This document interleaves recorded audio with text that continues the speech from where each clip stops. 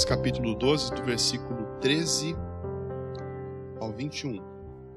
Nesse ponto, um homem que estava no meio da multidão lhe falou: Mestre, ordena a meu irmão que reparta comigo a herança. Mas Jesus lhe respondeu: Homem, quem me constituiu juiz ou partidor entre vós? Então lhes recomendou: Tende cuidado e guardai-vos de toda e qualquer avareza, porque a vida do homem não consiste na abundância dos bens que ele possui. E lhes proferiu ainda uma parábola, dizendo: O campo de um homem rico produziu com abundância. E arrazoava consigo mesmo, dizendo: Que farei, pois não tenho onde recolher os meus frutos? E disse: Farei isto: destruirei os meus celeiros, reconstruí-los-ei maiores, e aí recolherei todo o meu produto e todos os meus bens. Então direi à minha alma: Tens em depósito muitos bens para muitos anos. Descansa, come, bebe e regala-te. Mas Deus lhe disse: Louco, esta noite te pedirão a alma, e o que tens preparado, para quem será? Assim é o que entesoura para si mesmo e não é rico para com Deus. Irmãos, dizem que, sabe qual a verdadeira prova que uma família de fato se ama? Sabe qual é? É ver como é que essa família se comporta quando tem que dividir uma herança. Aí você vê se essa família de fato se ama. Não é assim? E nessa parábola que eu quero meditar hoje com você, ela surge exatamente de um contexto assim, de um contexto no qual tem que se dividir uma herança. Um homem foi até Jesus e falou o seguinte: Senhor, manda meu irmão repartir comigo a herança que o nosso pai nos deixou. Ou seja, era uma família que estava em conflito por causa de uma herança. Nós não sabemos se aquele homem que estava pedindo aquilo tinha razão de pedir, se ele estava certo, se ele estava errado. Mas veja a resposta de Jesus. Jesus fala assim: Homem, quem me deu o direito de julgar a causa de vocês?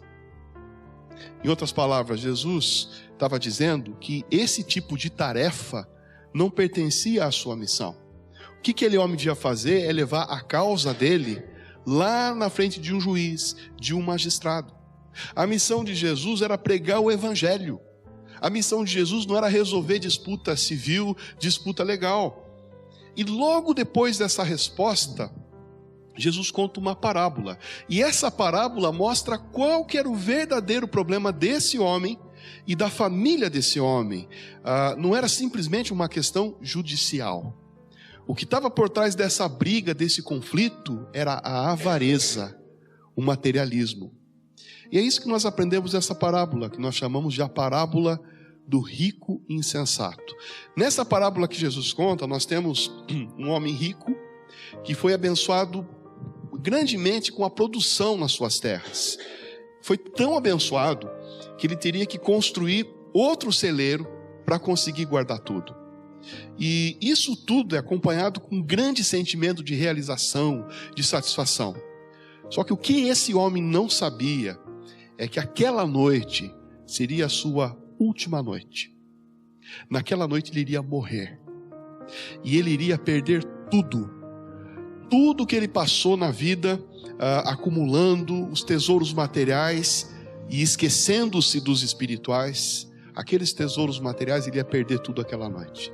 E então ele é chamado por Deus de louco e insensato. Por quê que esse homem foi considerado insensato? E essa é a pergunta que eu quero responder com você. Em primeiro lugar, esse homem foi considerado insensato porque ele se enganou quanto ao propósito da sua vida. Interessante, hoje o foco das pessoas é acumular bens materiais, não é mesmo? Muitas igrejas, percebendo essa tendência, o que elas fizeram? Elas adaptaram a sua pregação nesse sentido. Então as pessoas estão querendo dinheiro, as pessoas estão querendo enriquecer. Muitas igrejas mudaram a pregação para trazer essas pessoas. Então nós podemos dizer hoje que a própria religião legitima o desejo materialista das pessoas. Justifica. Em contraste a tudo isso, nós temos essa parábola. E por meio dessa parábola, Jesus nos avisa que quando o propósito de alguém nessa vida é apenas o material, essa pessoa está cometendo um grande erro. Veja, por exemplo, o homem rico da parábola. Ele é considerado insensato porque ele se enganou quanto ao propósito da sua vida. Ele imaginou que a vida dele consistia na abundância dos bens que possuía. E quando ele teve essa visão material da vida, ele teve duas atitudes que a Bíblia considera loucura. A primeira atitude foi que ele colocou a si mesmo no centro de tudo. Observe o que ele diz aí no versículo 18 e 19. Eu vou ler de novo, vou colocar aqui no Datashow, acrescentando o sujeito oculto da oração para enfatizar. Olha o que ele diz. Ele fala assim, olha, e disse, eu farei isto, eu destruirei os meus celeiros, eu reconstruí-los-ei maiores, e aí eu recolherei todos os meus produtos e todos os meus bens. Então eu direi à minha alma. Você percebe como o centro da vida desse sujeito era ele mesmo? Era eu isso, eu aquilo, meu dinheiro, meus bens, minha alma. E a segunda atitude que esse homem toma de errado é a consequência da primeira, porque no momento que ele colocou o eu como centro da vida dele, ele deixou Deus de lado. Essa foi a segunda atitude. É claro que nós não podemos negar que esse homem era um produtor competente, ele era um ótimo empresário, mas ele se esqueceu de uma coisa, que a Mariane citou aqui na oração dela. Quem que providenciou o solo fértil? Quem que providenciou a chuva? Quem que deu as estações do ano? Quem estava por trás dos frutos e tudo mais na natureza, para que aquele homem tivesse uma boa colheita? Quem produziu a bênção das colheitas, que os celeiros daquele homem ficassem abarrotados de comida? Foi Deus. Foi Deus. Deus é o único que dá todo o bem. 1 Crônicas 29:14 diz exatamente isso. Tudo vem de ti e somente devolvemos o que veio das tuas mãos. É nesse princípio que a gente dá os dízimos, aliás, devolve os dízimos e as ofertas, né? Porque na verdade já é de Deus. A gente está devolvendo. Então aquele homem, ele não reconheceu que tudo vinha de Deus. E que ele era apenas administrador daquilo que pertencia a Deus. Aliás, esse fazendeiro, ele teve tanto sucesso na vida empresarial dele, ele se achava o máximo, né? Que ele chegou a pensar que a alma dele lhe pertencia, né? O que ele fala, olha, direi a minha alma. Ele não sabia que até a nossa alma pertence a Deus. Ezequiel 18:4 diz assim, eis que todas as almas são minhas. E assim, colocando a si mesmo no centro da sua vida, deixando Deus de lado e achando que a vida dele consistia nos bens que ele possuía, aquele homem se enganou quanto ao propósito da sua vida. E aqui cabe a pergunta para você. Qual que é o propósito da sua vida? Você já não se perguntou qual que é o propósito da sua vida? Será que nós também não estamos vivendo só para acumular coisas? Nós estamos nessa época da coisificação. A gente vive para as coisas e a gente se enche de coisas. Eu já me mudei várias vezes de casa, né? E só quem faz mudança sabe como a gente acumula coisa que não usa. Por exemplo, na minha última mudança, eu coloquei algumas coisas importantes em umas caixas fechadas, coloquei o nome das coisas na caixa.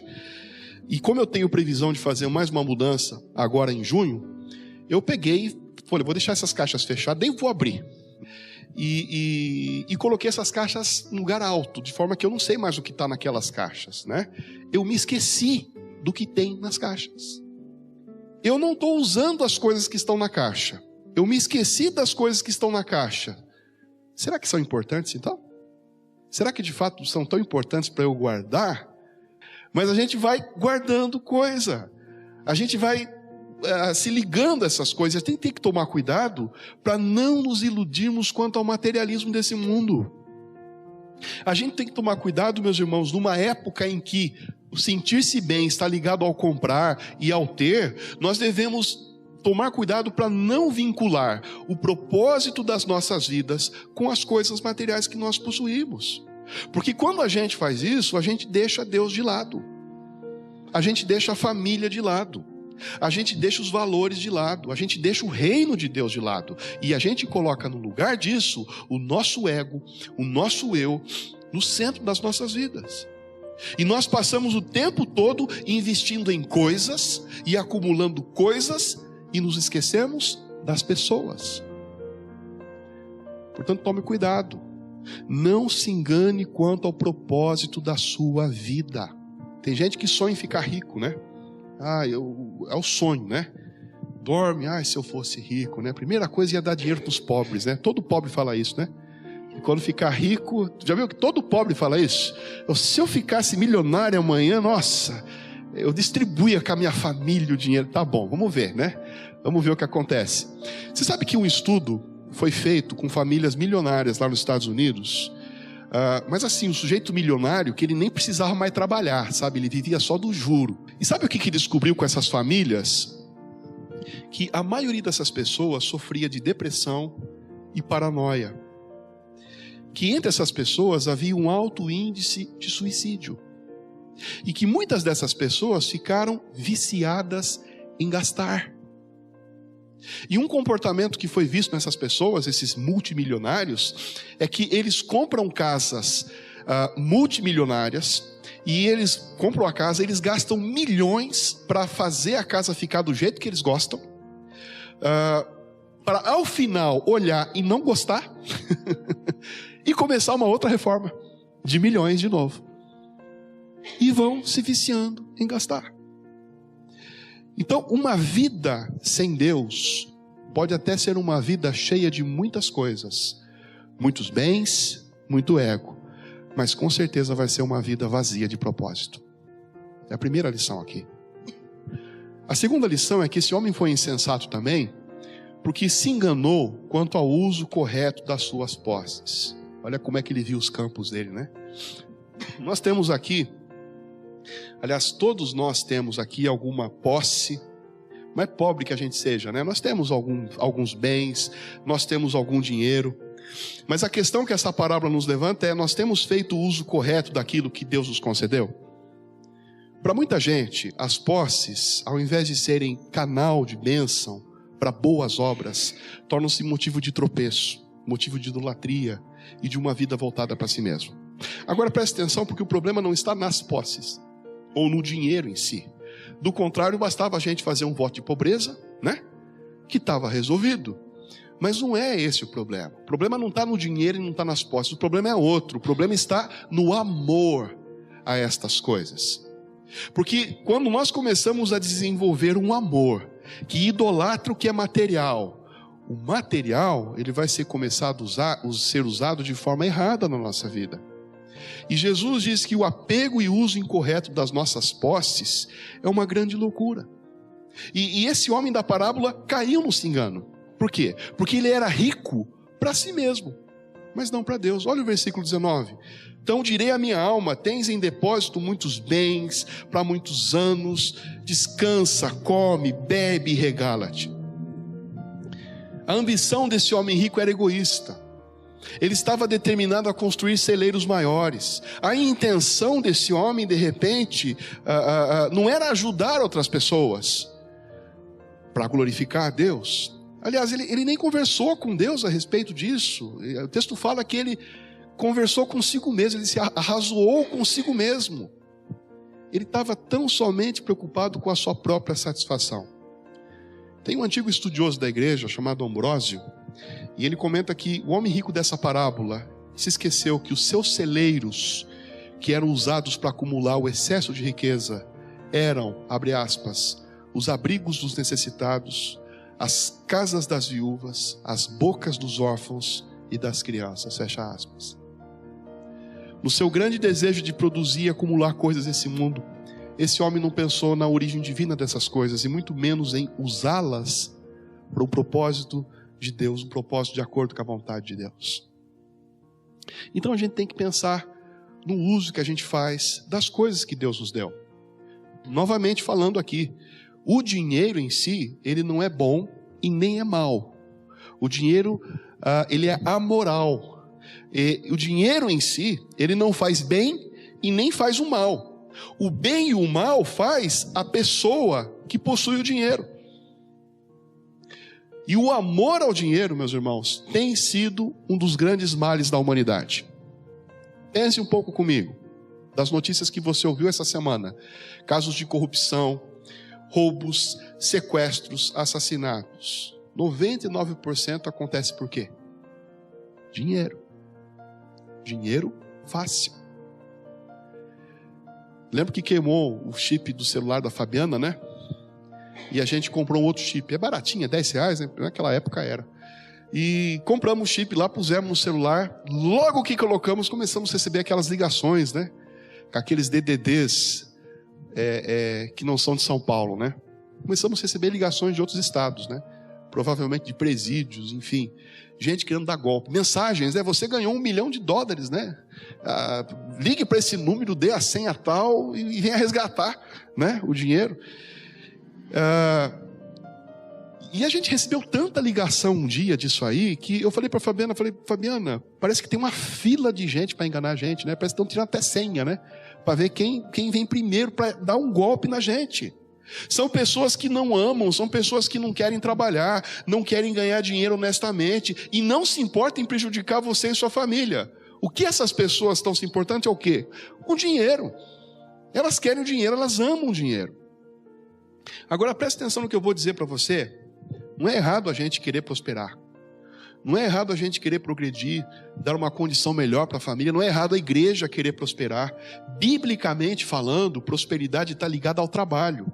Então, se você trabalha, se você busca se aperfeiçoar, se você faz as coisas para a glória de Deus, como bom profissional, que Deus abençoe e que você prospere. Mas quando o desejo pela prosperidade se torna uma coisa violenta, que leva ao materialismo, isso automaticamente nos afasta de Deus. E nos afasta de fazer a vontade de Deus. Porque a gente vai usar essas coisas para o nosso ego e não para o reino de Deus. Por isso, meus irmãos, a gente não vai ser rico perante Deus até que sejamos ricos na graça, na fé e nas boas obras. Esse é um tipo de riqueza que Deus quer ver em todos nós. Às vezes você fala assim, eu sou pobre, nunca vou ficar rico. Pense bem, porque há um tipo de riqueza que você pode ter e você é desafiado a ter, de acordo com a Bíblia. Ser rico para Deus. Rico na sua vida espiritual, rico em boas obras. E o versículo 21 fala isso, né? É esse tipo de riqueza que aquele sujeito não buscou ter. Mas em terceiro e último lugar, para a gente terminar, este homem também foi insensato, porque ele se enganou ao negligenciar o seu futuro. Ele não deu bola para o futuro dele. Apesar de parecer que ele dava, né? Você já percebeu que a maioria das pessoas que você conversa, elas se preocupam com o futuro, mas elas se preocupam com o futuro aqui? Fala com um jovem, eu estou vestibular, faculdade. Fala com alguém um pouco mais velho, não, eu tenho que comprar uma casa, eu tenho que fazer isso. Fala com alguém, não, agora eu quero me aposentar. Difícil você ouvir alguém, olha, eu estou preocupado para depois quando eu morrer. Para onde eu vou? É difícil encontrar alguém assim, né? As pessoas não pensam nisso. As pessoas só pensam nisso quando estão lá no hospital, quando enfrentam uma doença incurável. Aí dá aquela crise, né? Porque lembrou que vai morrer. As pessoas se preocupam com o futuro até a velhice. Mas as pessoas não se preocupam com o futuro eterno. E você pode ter certeza, meus irmãos, que a maioria das pessoas hoje, com as quais nós trabalhamos, que encontramos na rua, elas ignoram o que vem após a morte. Mas Jesus ensina nessa parábola que fazer pouco caso do futuro eterno é uma grande loucura. O homem dessa parábola foi insensato nesse sentido também. Depois que produziu uma quantidade enorme de bens, que é o que muita gente quer fazer hoje, né? Tem muita gente que quer hoje trabalhar muito para aposentar cedo. Então ele conseguiu isso, ele conseguiu uma enormidade de bens. Agora os celeiros estavam cheios, não cabia, tinha que construir mais celeiro. Tinha dinheiro para não precisar trabalhar o resto da vida. Olha o que Deus diz no versículo 20 para ele. Mas Deus lhe disse, louco, esta noite te pedirão a alma. E o que tens preparado? Para quem será? Aquele homem achou que teria muitos anos de vida pela frente. Iria aposentar, quem sabe iria viajar, iria curtir cada momento que o dinheiro acumulado poderia lhe proporcionar. Mas o problema é que ele não sabia o que estava ocorrendo nos bastidores, né? E a verdade é que naquela mesma noite ele morreria. E ao invés de celeiros cheios, ele teve um funeral. Ao invés de uma vida de luxo, ele foi chamado naquela noite para prestar contas diante de Deus em relação às posses que ele acumulou. Ao invés de ter uma vida longa e tranquila, só viajando, ele teve uma eterna condenação. Então veja que esse homem foi condenado, não por ser rico, mas porque ele deixou Deus de fora da sua vida. Ele ignorou o futuro. Ele acumulou riquezas, achando que a vida era só isso. E para esse tipo de atitude fica a pergunta do versículo 20, que diz assim: e o que tens preparado? Para quem será? Irmãos, essa é uma pergunta relevante para nós, da nossa geração. O que você está aí acumulando, para quem que vai ficar? O rico, ele não pôde levar consigo para a eternidade um grão sequer dos seus celeiros lotados. Uma sementinha sequer ele não conseguiu levar com ele. Ele deixou o mundo com as mãos vazias, exatamente como ele tinha entrado. É como diz o Salmo 39, versículo 6: com efeito passa o homem como uma sombra, em vão se inquieta, amontoa tesouros e não sabe quem os levará. Como a palavra de Deus é sábia, né, irmãos? Esses tempos atrás, uma empresa de consultoria nos Estados Unidos, a Williams Group, fez um estudo com famílias ricas e milionárias. E sabe o que eles descobriram nesse estudo com famílias ricas? Que 90% das famílias ricas perde a riqueza na altura da terceira geração.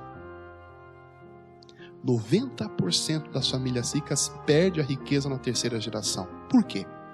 Porque sempre vai ter um filho e um neto, lá cabeça dura, né? Que não sabe lidar com dinheiro, não sabe administrar e perde tudo. Então essa pergunta aqui feita na parábola é uma pergunta para nós. O que a gente está acumulando? Com quem que vai ficar? Eu não estou dizendo aqui que a gente tem que ser negligente em relação a isso. Eu acredito e eu penso assim, eu faço isso, a gente tem que ser previdente quanto à nossa família. Aliás, a palavra previdência vem disso, né? Da gente cuidar desse futuro. Mas vale a pena a gente fazer isso o centro da nossa vida e negligenciar o futuro com Deus? Com certeza não.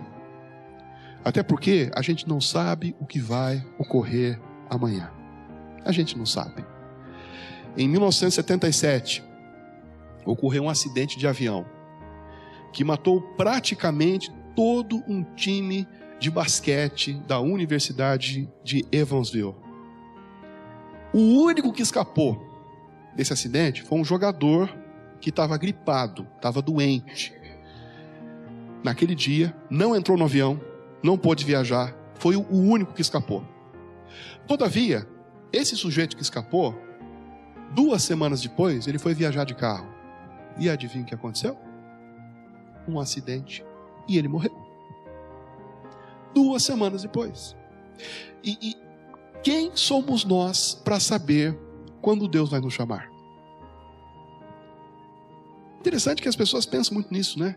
Quando que Deus vai chamar? Eu queria saber a data que eu vou morrer. Olha, meu irmão, eu não quero saber, viu? Porque eu acho que esse conhecimento não nos perturbaria. Eu acho que mais importante de saber quando que eu vou morrer, é importante saber onde eu estou hoje perante Deus.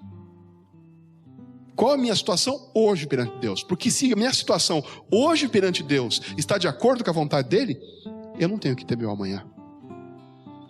Quando ele chegar, e vai chegar para todos nós, vai ser um momento em que o Pai estará à porta nos recebendo. Mas isso depende da nossa atitude hoje. O importante é vivermos hoje de uma maneira que agrade a Deus. E assim com Jesus no centro das nossas vidas, nós teremos garantido um futuro com Deus. Para concluir, meus irmãos, essa parábola é uma parábola muito importante para nós, para a nossa geração, porque a nossa vida é a soma das nossas escolhas. Você já pensou nisso? Geralmente a gente não pensa na nossa vida, né? A gente vai vivendo.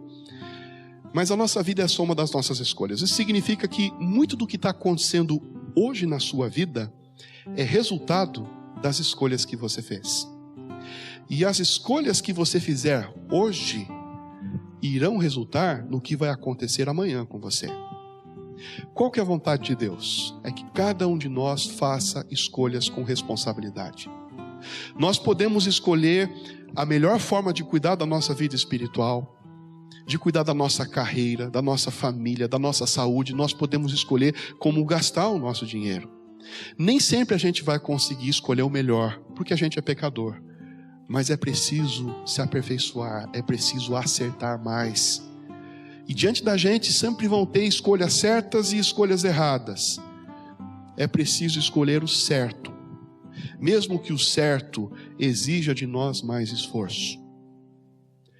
Por isso, não se engane quanto ao propósito da sua vida. Não se engane quanto ao uso correto das coisas que Deus deu para você. E não se engane vivendo como quem acha que nunca vai prestar contas a Deus. Acerte sua vida e coloque sua vida na dependência de Deus. E que com certeza as bênçãos estarão com você. E a maior delas, e a maior riqueza, que é a vida eterna com Deus.